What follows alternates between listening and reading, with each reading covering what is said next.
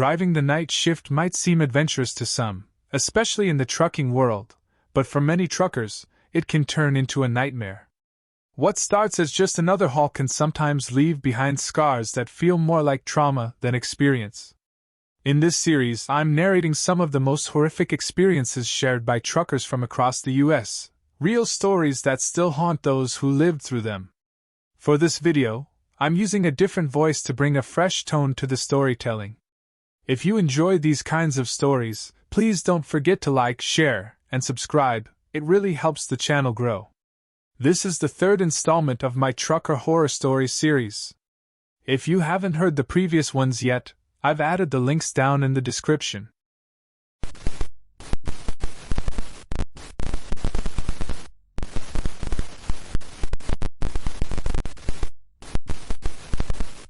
The cornfields of Illinois stretch out like an endless sea, their golden tassels swaying under the weight of a late October breeze. I've been a tow truck driver for 12 years, hauling busted cars and stranded RVs across the flatlands of McLean County. My name's Jake Tully, and I've seen my share of weird drunk drivers, road ragers, even a guy who swore his El Camino was possessed. But nothing, and I mean nothing, prepared me for what happened on County Road 12 that night. It was a Thursday, just past 8 p.m., the sky bruised purple with the last gasp of daylight. Dispatch crackled through my radio, Marlene, her voice all gravel and impatience. Jake, got a call for a pickup. Silver sedan, ditch near mile marker 47. Caller says it's abandoned. Sheriff's en route, but you're closer. Copy that, I said, flicking my cigarette out the window.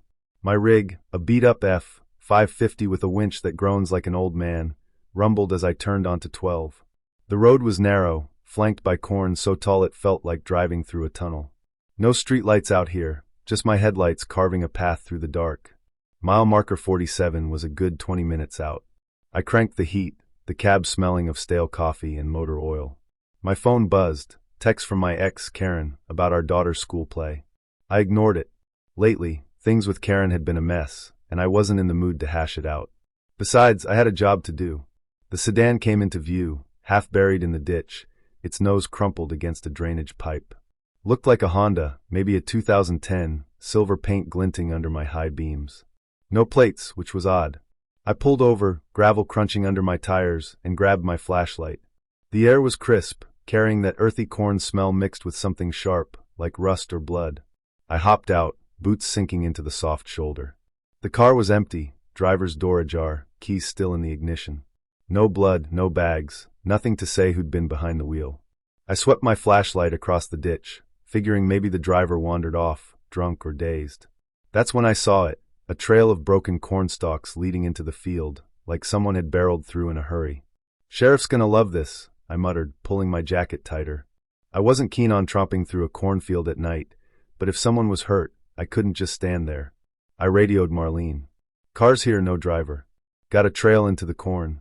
I'm checking it out. Jake, wait for the cops, she snapped. You ain't a hero. Yeah. I clicked off, already stepping into the field. The stalks closed around me, rustling like whispers, my flashlight beam bouncing off the leaves. The trail was clear, snapped stems trampled dirt. Whoever made it wasn't sneaking, they were running. 10 yards in, my boot hit something soft. I froze, heart thudding, and aimed the light down. A shoe. Women's, size small, black leather with a busted heel. My gut twisted. I wasn't liking this one bit. I pushed forward, the air growing colder, the rust blood smell stronger. Another 20 yards, and the trail stopped dead at a clearing, maybe 10 feet wide, like the corn had been flattened in a circle. And there, in the center, was the head. It was a woman's, pale as bone, eyes wide open, staring at nothing. Her hair was matted with blood, lips parted like she'd been screaming when it happened. No body, no clothes, just the head, sitting upright in the dirt like some sick offering. My stomach lurched, while burning my throat. I stumbled back, flashlight shaking, and that's when I heard it, a low hum, like a generator but wrong, vibrating in my bones. I don't know how long I stood there, frozen, the hum drilling into my skull. My watch said 8:47 p.m. when I'd entered the field. Next thing I knew, I was back at my truck, leaning against the hood, gasping like I'd run a marathon. The sheriff's cruiser was there, lights flashing, Deputy Ramirez shouting my name. Jake! Where the hell you been?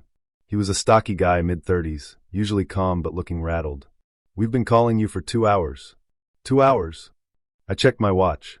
10:52 p.m. My head spun. I was in the field. I couldn't say it. The image of that head burned behind my eyes. Ramirez's face tightened. You found her. Coroner's on the way. Come on, you need to sit down. Her. They knew already. I let him steer me to the cruiser, my legs like jelly. The field was crawling with cops now, lights bobbing through the corn. I told Ramirez what I saw, the shoe, the trail, the head, the hum. He listened, scribbling in his notebook, but his eyes kept darting to the field, like he didn't want to believe me. We got a call about the car at 8:15, he said finally. Anonymous tip. By the time we got here, you were gone. Radio silent. Thought you'd ditched us. I didn't ditch nobody. I snapped, but my voice cracked. 2 hours. Gone. I couldn't account for it. My flashlight was still in my hand, battery dead. My phone showed no calls, no texts, even though Ramirez swore they'd tried me a dozen times. The coroner arrived, a grim-faced woman who didn't bother with small talk. They cordoned off the field, but I stayed by the truck, chain-smoking until my throat burned. The cops wouldn't let me leave until I gave a full statement, so I sat there, replaying it all. The hum. The head. The missing time. None of it made sense. By 2 a.m., they let me go. The sedan was loaded onto my flatbed, destined for the impound lot. I drove back to the garage, the car's empty shell rattling behind me. Marlene was still there, brewing coffee, her eyes narrowing when she saw my face. You look like death, she said. What happened out there? I told her. She didn't laugh, didn't call me crazy. Just poured me a cup and said, some places out here ain't right, Jake. You know that. I didn't sleep that night. Or the next. Every time I closed my eyes, I saw her face, those empty, staring eyes. The story hit the local news, but they kept it vague. Human remains found in McLean County field. Investigation ongoing. No mention of the head, or me, or the car with no plates. I checked the papers, the ex-posts, anything I could find. Nothing about missing time, but a few locals whispered about weird shit in those fields. Lights in the sky, animals acting strange. One old-timer at the diner swore he'd heard a hum back in '93, same road, same mile marker. I went back to work, because what else was I gonna do? Bills don't pay themselves, and Karen was already on my case about child support. But I avoided County Road 12. Took the long way every time. The cops never called me back, never asked for more. Ramirez dodged me at the gas station a week later, like he didn't want to talk about it. Then 3 weeks after, I got a package. No return address, just a plain manila envelope left on my porch. Inside was a Polaroid, grainy, dark, but unmistakable. It was the clearing, the head in the center, my flashlight beam catching the edge of it. On the back, in Sharpie, you weren't supposed to see. I burned it. Didn't tell nobody, not even Marlene. But I keep a shotgun by my bed now, and I don't drive at night if I can help it. The cornfields still stretch out, endless and quiet, but I know better. Something's out there, in the dark, humming. And it knows I saw.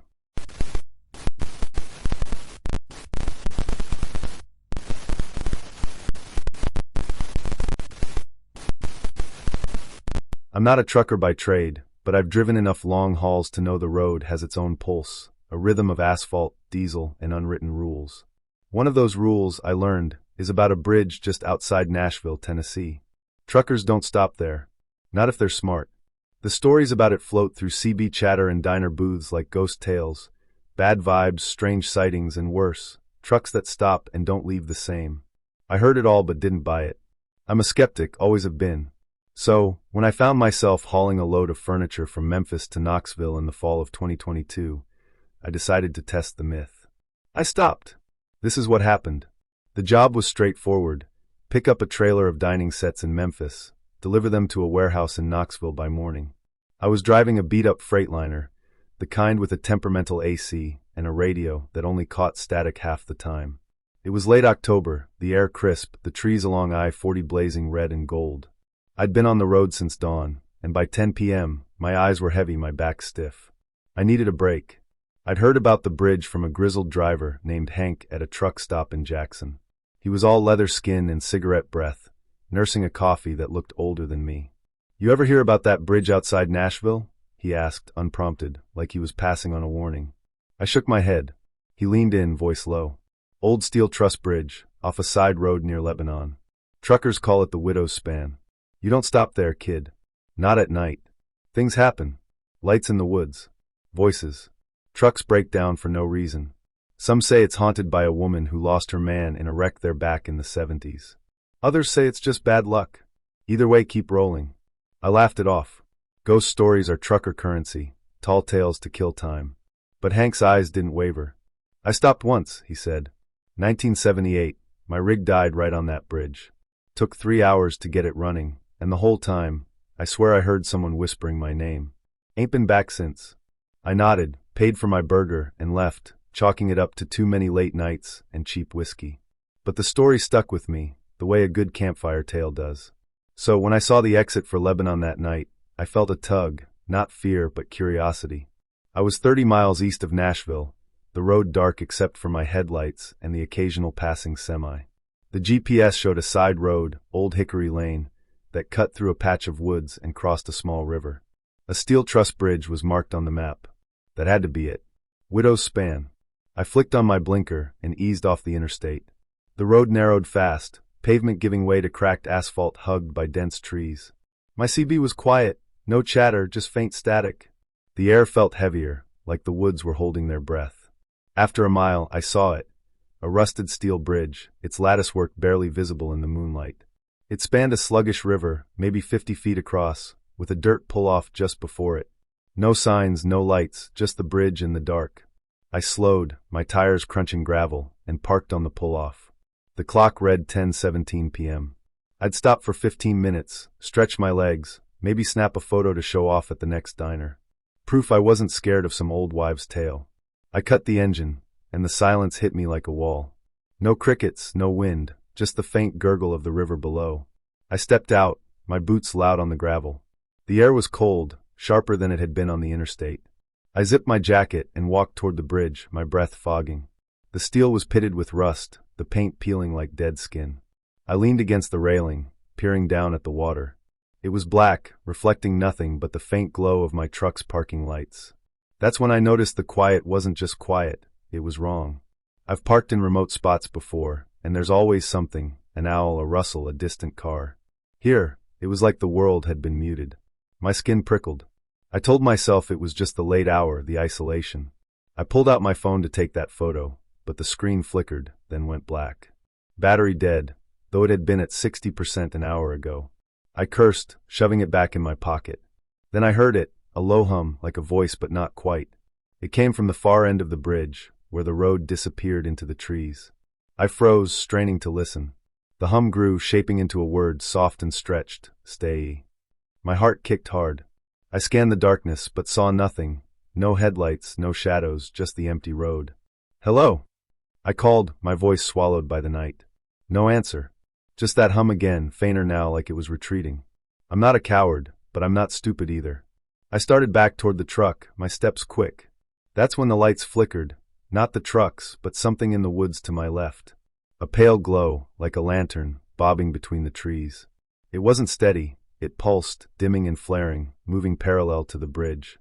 I stopped, watching it. Who's there? I shouted. The light paused, then winked out. Gone. My gut screamed to leave, but I forced myself to stay calm. Probably kids messing around, I thought. Or a hunter with a flashlight. I climbed into the cab, locked the doors, and turned the key. The engine sputtered but didn't catch. I tried again. Nothing. The starter whined, weak, like the battery was drained. I checked the gauges. Fuel was fine, oil pressure normal. No reason for this. I popped the hood and grabbed my flashlight, stepping out to check the battery cables. The woods were still silent, but now I felt watched. Not just a feeling, but a weight, like eyes boring into my back. I shined the flashlight toward the trees, half expecting to see that glow again. Nothing but trunks and shadows. The battery cables were tight, no corrosion. I slammed the hood and got back in the cab, my hands shaky. I tried the key again. Still dead. Panic crept in. I was alone, miles from help, with a rig that wouldn't start and stories of this place circling my head. I grabbed the CB mic and keyed it. This is Road Dog, anyone copy? I'm broke down on Old Hickory Lane near the bridge. Need a hand. Static. I tried again, switching channels. Nothing but white noise. My phone was still dead, and I didn't have a sat phone. I was cut off. Then the hum came back, louder, closer. It wasn't just a word now, It was my name. Jayaki. Clear as day, soft as a whisper, coming from the bridge. I gripped the steering wheel, my knuckles white. I told myself it was my imagination, but the air in the cab felt thick, like I was breathing through a mask. The temperature dropped. My breath was visible now, though the heater had been on minutes ago. I saw her then, at the edge of the bridge, just within my headlight's reach. A woman, maybe 30, in a pale dress that looked out of place, too thin for the cold, too old-fashioned for 2022. Her hair was dark, hanging limp, and her face. I couldn't see it clearly, but it was wrong, like it didn't fit her body. She stood still, head tilted, like she was listening. Then she moved, not walked, but glided, her feet not touching the ground. She stopped in the middle of the bridge, turned, and looked at me. I don't know how to describe her eyes. They weren't human. Too big, too bright, like they held light inside them. She raised a hand, pointing at the truck, and the hum became a scream. Not loud, but piercing, like it was inside my skull.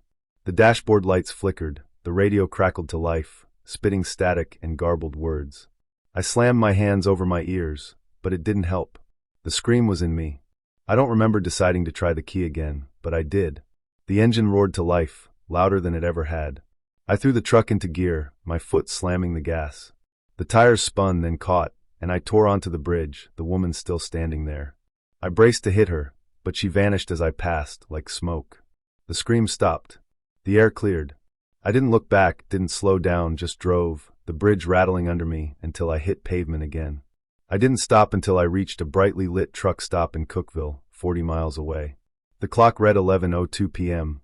Only 45 minutes had passed, though it felt like hours. My phone powered on like nothing had happened. The CB worked fine, crackling with chatter.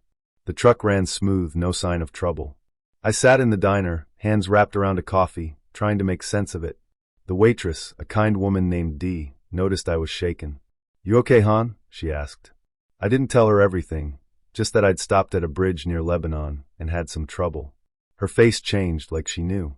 "The widow's span?" she said. I nodded. She leaned in, voice low. "Folks say a woman died there in '74. Her husband was a trucker, wrecked on that bridge.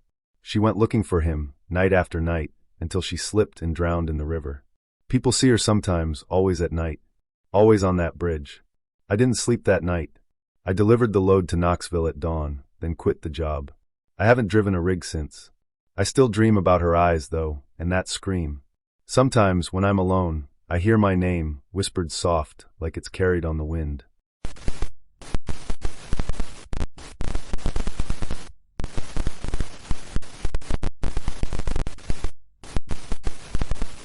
The engine of my Freightliner Cascadia growled as I pushed through the Connecticut night, the headlights carving a tunnel of light through the endless dark. I was on I-84, heading toward Hartford, hauling a load of auto parts from Albany. For hours into the drive, my eyelids were heavy, my thoughts sluggish. The Department of Transportation rules were drilled into every trucker's head. If you're drowsy, you pull over. No exceptions. Fatigue kills. I'd seen the stats. Crashes, rollovers, lives snuffed out because someone thought they could push through. I wasn't about to be one of them. The green glow of the dashboard clock read 1:17 a.m. My logbook was clean, but I was running up against my 11-hour driving limit. I needed a rest stop, somewhere to grab a few hours of shut-eye before rolling into Hartford. The next exit sign loomed ahead, promising a gas station or a pull-off. I flicked on the blinker, eased onto the ramp, and followed the curve. But instead of neon signs or a brightly lit Sunoco, I found myself on a narrow road hemmed in by towering pines. The pavement was cracked, barely wide enough for my rig. No streetlights. No signs of life. Just trees pressing in like they were trying to swallow me whole. I squinted at a rusted green sign as I passed, Dark Entry Road. The name sent a flicker of unease through me, but I shook it off. Long-haul trucking makes you practical. Weird road names are just part of the gig. Devil's Elbow, Dead Man's Curve, Slaughter Pen Road. You laugh, you keep driving. I figured I'd find a turnaround or a clearing soon enough. A quarter-mile in, I spotted a collapsed stone wall, its moss-covered rocks spilling into the underbrush. It was as good a place as any to park. I pulled over, the rig's air brakes hissing as I set the parking brake. The engine cut off, and the world went silent. No crickets. No owls. Not even the rustle of leaves in the October breeze. Just the tick of the dashboard clock, steady as a heartbeat. I leaned back in the seat, rubbing my eyes. My thermos of coffee was empty, and the cab smelled faintly of diesel and the fast food wrappers stuffed in the passenger seat. I'd been driving for 15 years, crisscrossing the country from Seattle to Miami, and I'd parked in worse places than this. A creepy road wasn't going to spook me. Then the clock stopped. The second hand froze at 1:23 a.m. I tapped the glass, thinking it was a glitch. Nothing. I grabbed my phone from the console, fully charged, always kept at 100% for emergencies. The screen was black. I pressed the power button, held it, shook it like an idiot. Dead. No signal, no flicker of life. A chill crept into the cab, sharp and sudden, like someone had opened a freezer door. My breath fogged in the air, which made no sense. The heater had been running minutes ago. I zipped up my Carhartt jacket, my heart starting to thud. That's when it hit me. Dudleytown. I'd heard the stories in truck stops, late-night conversations over greasy eggs and burnt coffee. A cursed ghost town buried in the Connecticut woods, just off Dark Entry Road. Founded in the 1700s by the Dudley family, it was abandoned after a string of tragedies, suicides, murders, people vanishing into the forest. Locals said the land was poisoned, that something evil lingered. Drivers swore they'd heard whispers or seen shadows on that road. I'd always laughed it off. Ghost stories are just road lore, like the hitchhiker who disappears from your passenger seat or the black dog that runs in front of your rig before a crash. But sitting there with my dead phone and a frozen clock, those stories didn't seem so funny. I told myself to get a grip. I was tired, that's all. Fatigue plays tricks on your mind. I'd catch a few hours of sleep, and by morning, this would just be a weird memory. I locked the doors, pulled the curtains across the windshield, and climbed into the sleeper berth. The mattress was thin, the blanket scratchy, but it was home 5 nights a week. I closed my eyes, willing my pulse to slow. Then I heard it. Footsteps.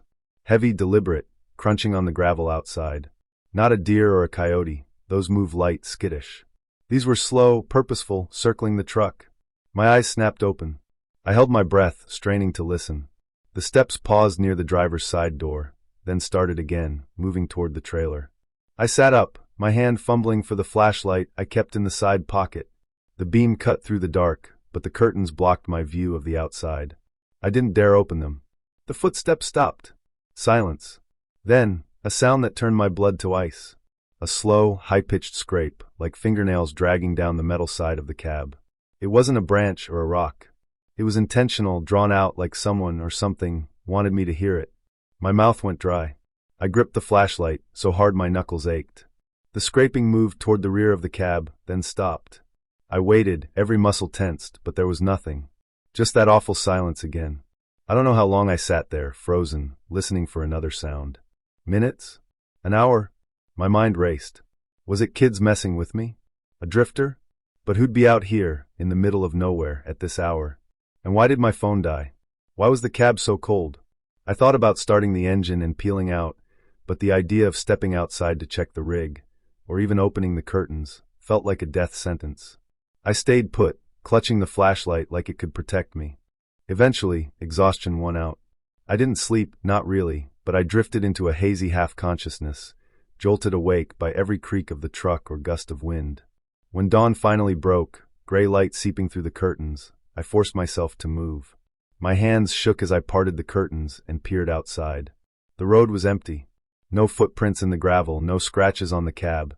At least, none I could see from inside. The stone wall loomed in the morning mist, and the trees seemed to lean closer, their branches clawing at the sky. I turned the key, and the engine roared to life. The clock ticked again, showing 6:42 a.m. My phone powered on like nothing had happened, the screen flashing with missed notifications. I didn't wait to figure it out. I threw the truck into gear and got the hell out of there, the tires kicking up gravel as I sped back toward the highway. Dark Entry Road disappeared in my rear view, swallowed by the forest. I made it to Hartford, dropped off the load, and found a truck stop with a diner.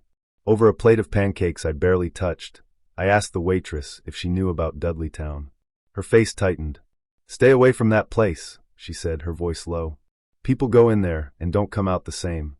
If they come out at all." She told me about a hiker who'd vanished in the 80s, a hunter who'd come back raving about shadow people. The locals didn't talk about it much, she said, but everyone knew. Dark Entry Road was bad news. I kept driving, putting miles between me and Connecticut. I took loads through Ohio, Nebraska, Arizona, anywhere but the Northeast. But that night stayed with me. The silence, the cold, the footsteps, the scraping. I started checking my phone obsessively, afraid it'd go dead again. I stopped parking in remote places, sticking to well-lit rest stops or Walmart lots.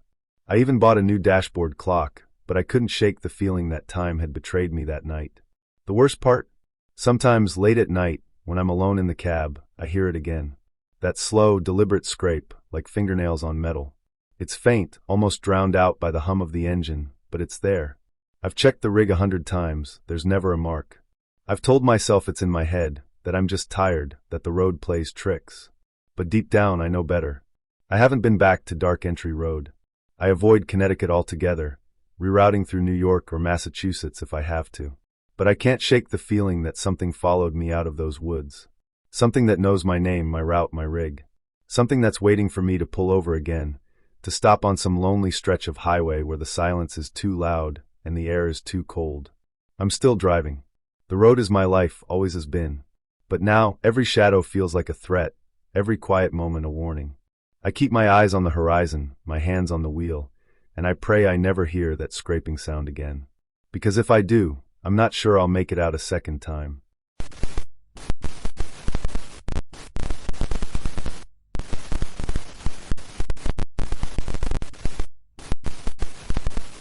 I've been driving trucks for 20 years, hauling everything from frozen peas to steel beams across the lower 48. The road's my home, miles of asphalt, greasy diners, and the hum of my rig's engine. Most nights, it's just me, the CB radio, and the stars. But some nights, the road gives you something else. Something you can't unsee. This is about one of those nights, back in October 2024, on a lonely stretch of Highway 50 in Nevada, the so-called loneliest road in America. I was hauling a load of car parts from Salt Lake City to Reno, running behind schedule because of a blown tire outside Provo. It was near midnight, and I'd been driving for hours through nothing but sagebrush and shadows. My headlights cut through the dark, the only light for miles. The CB was quiet, just static, and the radio couldn't pick up anything but faint gospel from some far-off station. I was bone-tired, sipping cold coffee, when I saw it. A pickup truck parked on the shoulder, hazard lights blinking like a heartbeat. Now, I'm not the type to stop for every stranded motorist. You learn quick that some folks are trouble, drunks, scammers, or worse. But out here, where the next gas station is 80 miles away, leaving someone stranded feels wrong. I slowed my rig, the air brakes hissing, and pulled onto the shoulder about 50 yards behind the pickup. It was an old Chevy, rusted with a cracked windshield. No one seemed to be around, but the hazards were on, and the driver's door was ajar. I grabbed my flashlight and a tire iron, just in case, and climbed out. The desert air was cold, sharp enough to sting my lungs. The only sounds were the ticking of my engine and the crunch of gravel under my boots. "Hello," I called, my voice swallowed by the vastness. No answer. I shined the flashlight toward the truck, catching glints of chrome and glass. Something felt off, like the air was too still, too heavy. As I got closer, I noticed tracks in the dirt leading away from the truck, toward the scrubland. They were uneven, like someone was staggering. I figured the driver might be hurt, maybe wandered off looking for help. Against my better judgment, I followed the tracks, sweeping the flashlight beam across the ground. The prints were strange, bare feet, deep in the heel with long, dragging toes. No one walks barefoot out here, not with the rocks and thorns. About 20 yards from the road, the track stopped at a dry wash, a shallow ditch carved by rare rains. I crouched, shining the light around, and that's when I heard it, a low, wet sound like someone chewing. It came from the darkness ahead, just beyond the beam's reach. My skin prickled. "Hey, you okay out there?" I called, gripping the tire iron tighter. The chewing stopped, replaced by a faint rustle, like something shifting in the brush. I should have turned back. Every instinct screamed to get to my rig, lock the doors, and drive. But I've got this damn habit of thinking I can help, like I'm some hero in a western. So I stepped forward, flashlight shaking in my hand. The beam caught something, a shape, hunched over in the wash. At first, I thought it was a person, maybe kneeling, but the proportions were wrong. The head was too big, the limbs too long, and it was pale, almost gray, like it hadn't seen sun in years. "Hey!" I shouted, my voice cracking. The thing twitched, then turned its head. Its eyes, God, those eyes were huge, reflective like a cat's, but wrong, too wide, too deep. It opened its mouth, and I saw teeth, jagged and uneven, smeared with something dark. It was holding something, a lump of fur and bone, maybe a coyote or a jackrabbit, torn open like a busted piñata. I stumbled back, heart hammering. The thing didn't move, just stared, its head tilting like it was curious. Then it made a sound, a gurgling hiss, like air escaping a punctured tire. That's when I ran, boots pounding the dirt, flashlight beam bouncing wildly. I didn't look back, didn't stop until I was at my rig, fumbling with the door. I climbed in, slammed it shut, and locked it, my breath coming in gasps. I sat there, tire iron across my lap, staring at the pickup. The hazards were still blinking, but the truck looked emptier now, like it had been abandoned for years, not minutes. I tried the CB, calling for anyone nearby, other truckers, cops, anyone. Nothing but static. My phone had no bars, not surprising out here. I wanted to peel out, but I couldn't shake the feeling that thing was still out there, watching. Then I saw it. Not the creature, but a flicker in my side mirror, a shadow moving along the edge of the road, low and fast. It wasn't human, not with the way it scuttled, like a spider playing at being a man. I turned on every light in the cab, dome, map, even the fog lights, and grabbed my road flare from the glove box. If that thing came closer, I'd light it up and swing. Minutes passed, maybe 10, maybe 30. My eyes were glued to the mirrors, scanning for movement.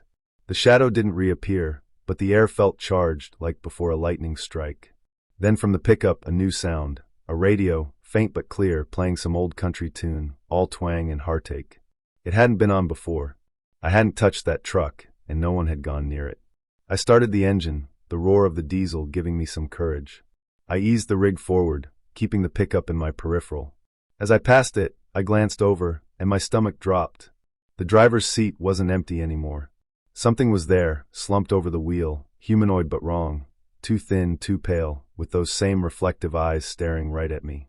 It didn't move, just watched as I rolled by, the country song fading into static. I floored it, the rig groaning as I pushed it to 70, then 80. The pickup's hazards shrank in my rear view, but I didn't feel safe. Not then, not for the next 100 miles. I drove straight to a truck stop in Ely, pulling into the brightest lit spot I could find. I didn't sleep, just sat with the engine idling, checking my mirrors until dawn. When I finally worked up the nerve to talk about it, I mentioned it to a couple of old-timers at the diner. Most laughed it off. Truckers see weird shit, they said, especially on long hauls with too little sleep. But one guy, a grizzled Navajo driver named Joe, didn't laugh. He leaned in, voice low, and asked if I'd seen tracks, if the thing had eyes like mirrors. When I nodded, he muttered something in his language, then told me about the Yinald Lushii, skinwalkers, shapeshifters that haunt the desert, feeding on fear and flesh. You're lucky, Joe said. Most don't walk away from one. Don't stop on that road again, not at night. And don't talk about it too much. They listen. I haven't been back on that stretch of Highway 50 since. I reroute when I can, even if it adds hours. My logbook says I stopped for a mechanical issue that night, but I know better. I still see those eyes in my dreams, glowing in the dark, and sometimes, when I'm driving late and the CB goes quiet, I swear I hear that country song, faint and crackling, like it's following me.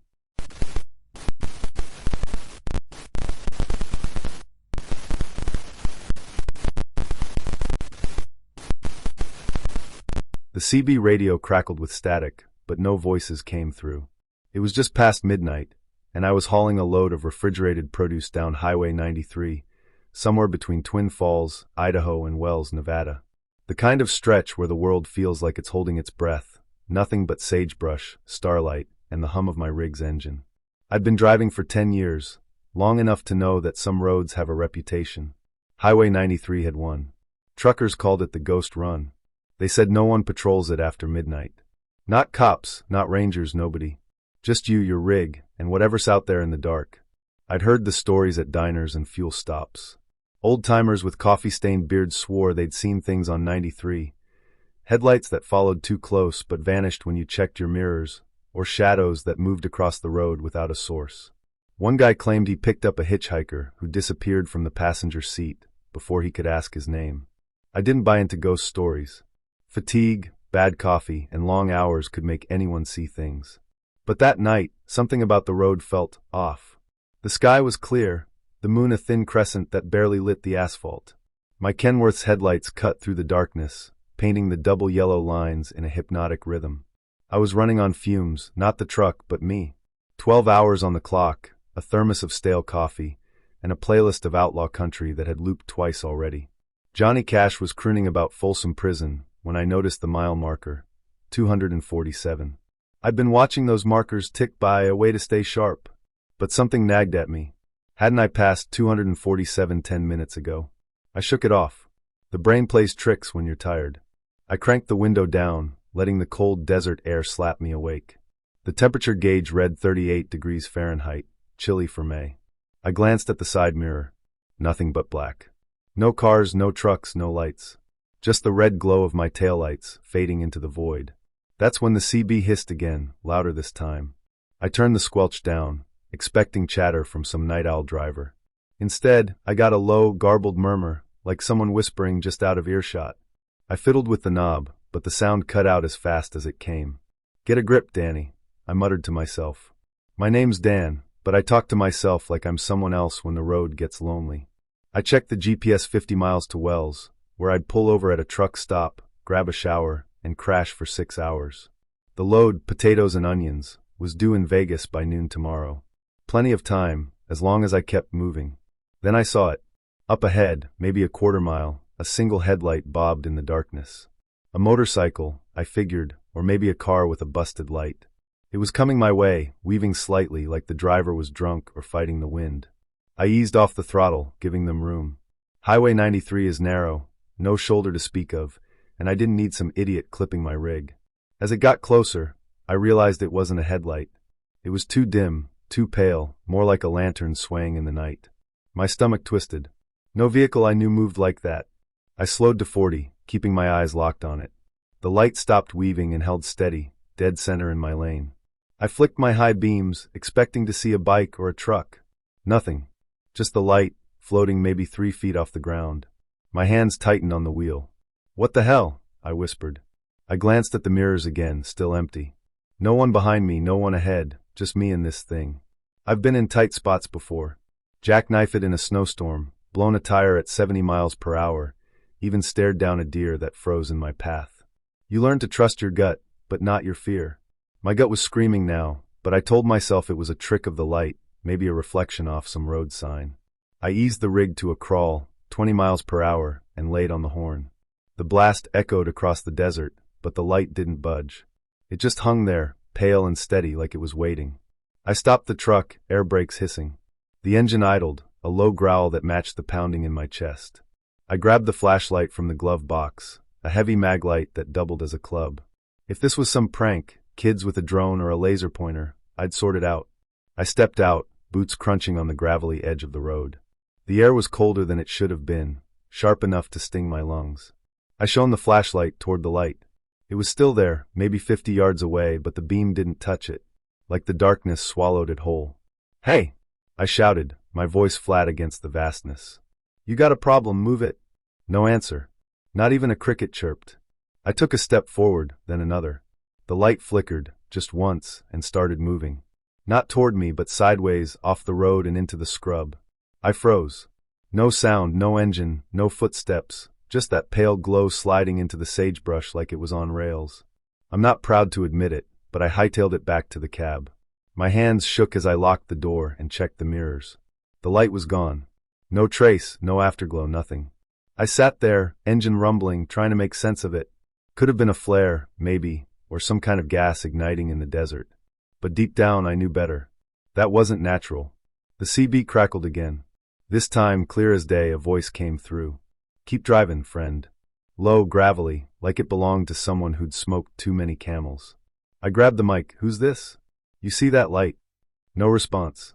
I tried again, switching channels. Dead air. My skin prickled. I didn't know who was out there, but I wasn't sticking around to find out.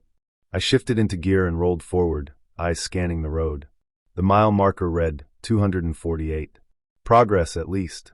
But the unease didn't lift. Every shadow felt alive, every gust of wind like a whisper. I kept the radio off, the silence better than that voice. The next 20 miles were a blur, my focus split between the road and the mirrors. Nothing followed me. Nothing appeared. But I couldn't shake the feeling I wasn't alone. When I hit Wells, the neon glow of the truck stop was a lifeline. I parked under the brightest floodlight, checked the reefer unit to make sure the load was still cold, and headed inside. The diner was half empty, just a few drivers nursing coffee and pie. I slid into a booth and ordered a burger, my hands still unsteady. The waitress, a woman with tired eyes and a name tag that read Barb, poured me a coffee. "You look like you've seen a ghost," she said, half smiling. I forced a laugh. "Something like that. You ever hear about weird stuff on 93? Her smile faded. "Folks say things. Lights, voices, shadows. Old road like that, it's bound to have stories." She leaned in, voice low. "My uncle drove that route in the 80s.